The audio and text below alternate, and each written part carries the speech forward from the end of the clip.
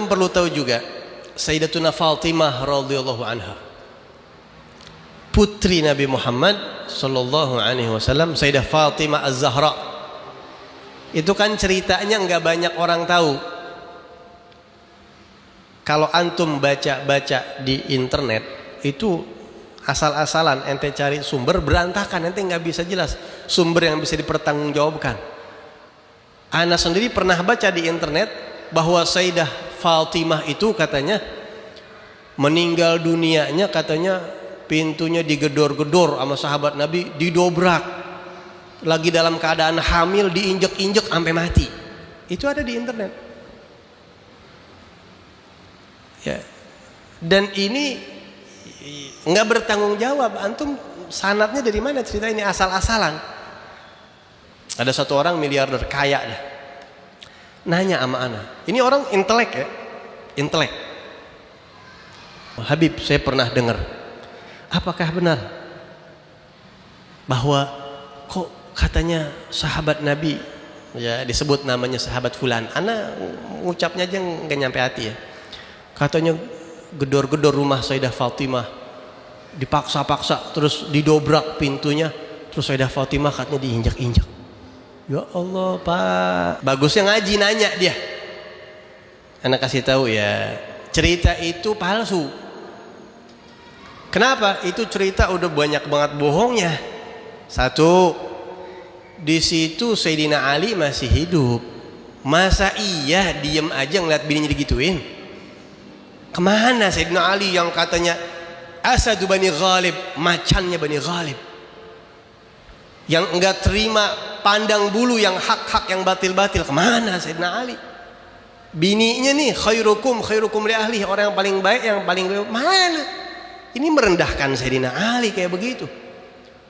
Sayyidina Ali itu orang luar biasa, nggak ada takut.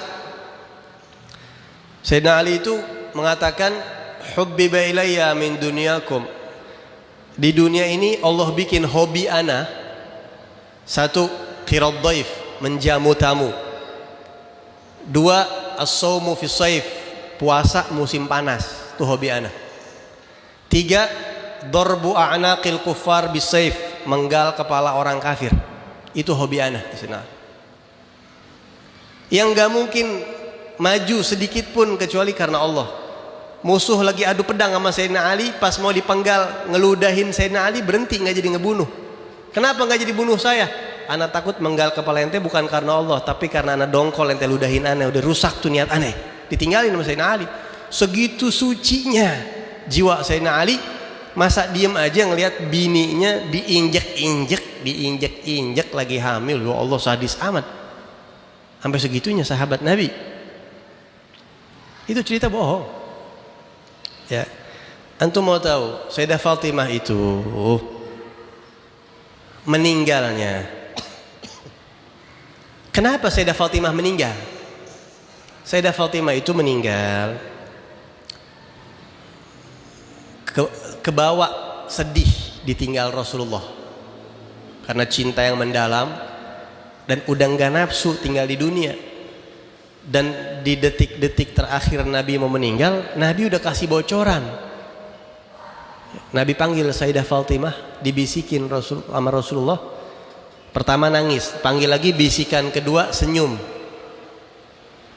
Setelah Rasul meninggal, Siti Aisyah nanya, boleh tahu gak kenapa? Kata Sayyidah Fatimah, sekarang aku buka sama engkau. Yang pertama, saya nangis, Rasul kasih tahu bahwa ajalnya udah deket, saya nangis. Nangisnya bukan karena ditinggal bapak, karena cinta sama Rasulullah sekaligus ayah beliau yang dunia nggak ada artinya kalau nggak ada Nabi Muhammad. Apa enaknya dunia?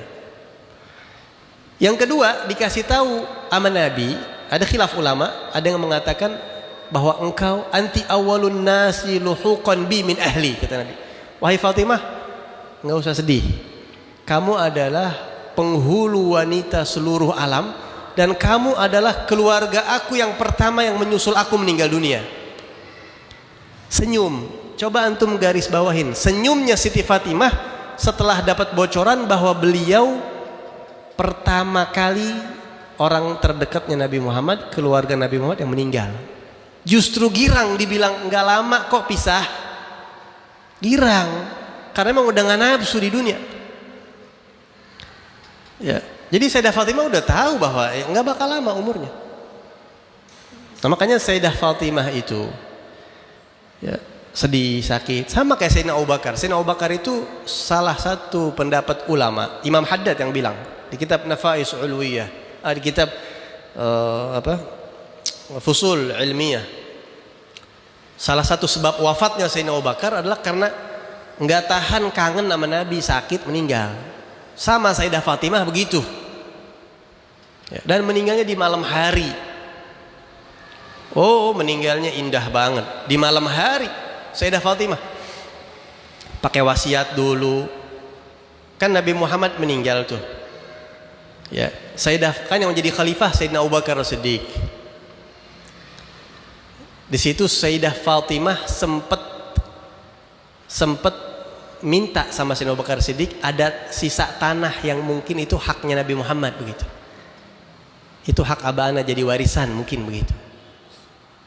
Sayyidina Abu Bakar mengatakan Nabi tidak meninggalkan warisan, semua yang ditinggalkan Nabi adalah sedekah. Di situ Sayyidah Fatimah agak kayak gimana sama Sayyidina Abu Bakar. Sayyidina Abu Bakar agak gimana? Manusia bukan Nabi, tapi ini nggak berlangsung lama. Sayyidina Abu Bakar izin kepada Sayyidina Ali dan menjelaskan kepada Sayyidina Ali, kepada Sayyidah Fatimah semuanya. Apa kata Sayyidina Abu Bakar? Wahai ahlul bait Rasulullah, wahai ahlul bait, ma tarakna minal mal wal ahl wal ashirah, harta saya, keluarga saya, rumah saya, banda saya, semua yang kita tinggalkan tuh di Mekah semuanya. Ana punya duit banyak, ana punya keluarga banyak, semua ana tinggalkan karena mencari ridho Allah, ridho Rasul, dan ridho kalian wahai para ahlul bait. Gak ada yang lain. Ana juga nggak dapat apa-apa. Ini semuanya sedekah yang ditinggalkan Nabi Muhammad. Terus Sayyidina Abu Bakar mohon ridhonya Sayyidah Fatimah dan Sayyidina Ali, minta ridhonya, minta maafnya saya. Ini keputusan saya begini.